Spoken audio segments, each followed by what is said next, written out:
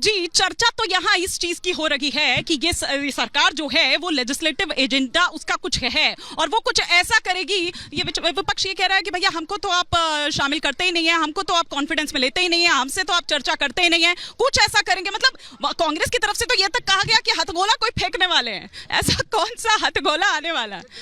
हाँ, डर के आगे जीत है। सुनिए, डर के आगे जीत है वो तो समय बताएगा, लेकिन आप बताइए ये एक मिनट। अरे सर, दूर सुबह का आसार नहीं, दिल को फिर भी बड़ी उम्मीद है कि सवेरा होगा। अरे एक मिनट, ऐसे नहीं आती। मैं कंप्लीट कर लेता हूँ सर, मैं नहीं बोला, थोड़ा सा सम्मान आपका है, मेरा भी बनाए रखिएगा। ये देखिए क्या है, एक सबसे पहले विपक्ष का जो डर है ना, ये अभी कंप्लेंट कर रहे थे कि मोदी जी को ये शब्द नहीं बोलने चाहिए थे, वो संसद के अंदर नहीं थे। आप जिन संसद में जिन शब्दों का प्रयोग आप करके सरकार को बदनाम या देश को बरगलाने का प्रयास करते हैं, एक बार रिट्रोस्पेक्शन करना चाहिए। और अगर आपको सारा इंफॉर्मेशन पहले ही निकल रहा है तो अब तक बीते 9 वर्षों में कोई एक ऐसा इंस्टेंस बताइए कि विपक्ष ने सरकार के किसी सही कदम का समर्थन किया हो। दूसरी बात, जब मणिपुर का मुद्दा डिस्कशन में आया था, जब वो चर्चा हो रही थी, आपको पता था मोदी जी बोलेंगे उस पर, प्रधानमंत्री सबसे आखिर में बोलता है, आप वॉकआउट करके चलेगा। आखिर जनता को आप बताना क्या चाहते थे?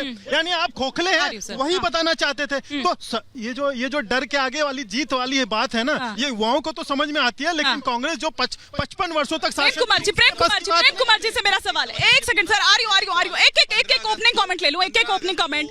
तो क्या प्रेम कुमार जी, ये आप लोगों को ये बात नहीं समझ आ रही है कि डर के आगे जीत है? मतलब वो देश से जुड़े जो काम है, क्योंकि वो ये कहा है आज पीएम मोदी ने कि भैया रोना धोना तो उसके लिए पूरा टाइम आपके पास पड़ा है, लेकिन ये 5 दिन कम से कम देश के नाम कर दीजिए।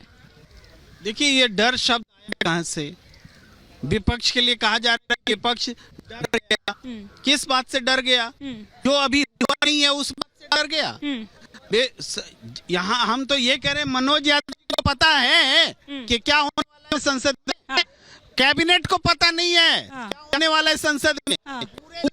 को पाखंड बना दिया गया है, पूरी संसद को पाखंड बना दिया गया है।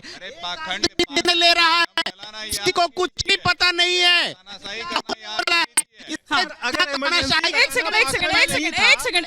एक सेकंड मालूम कि क्या होने वाला है। एक सेकंड कैबिनेट को नहीं मालूम कि क्या होने वाला है। ठीक है, एक बार मनोज जी को प्लीज माइक दे दीजिए। मनोज जी, हाँ मनोज जी, नहीं पता।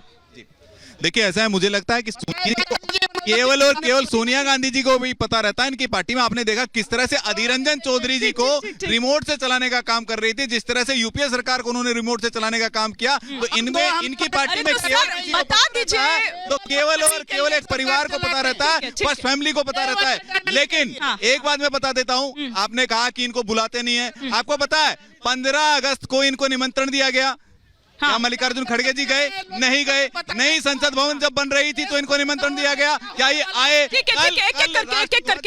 ध्वज उपराष्ट्रपति महोदय के द्वारा फहराया गया तो मल्लिकार्जुन खड़गे एक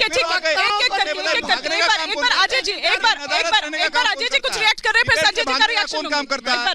कांग्रेस पार्टी और घमंडिया अलायंस करता है। ठीक है। आपने राष्ट्रीय ध्वज की बात की। राष्ट्रीय ध्वज का सम्मान 52 वर्ष से आरएसएस ने कैसे किया, ये आपको मालूम है? इधर उधर की बात न कर, ये बता कि कल राष्ट्रपति महोदय ने तो ध्वज लहराया, उस समय आपके मल्लिकार्जुन खड़गे जी क्यों नहीं आए? क्योंकि आपको संवैधानिक संस्थाओं में विश्वास नहीं है, भारतीय लोकतंत्र में विश्वास नहीं है, हमें भारतीय संसद में आपको विश्वास नहीं है। बता दें सस्पेंस क्या है, आप मुझे बता दें क्या होने वाला है। हिमानी, भारतीय जनता पार्टी के जब नया विशेष सत्र आया, बता दें, हाहाकार मचा रहे थे, छाती पीट रहे थे, हाय क्या होगा। ठीक है,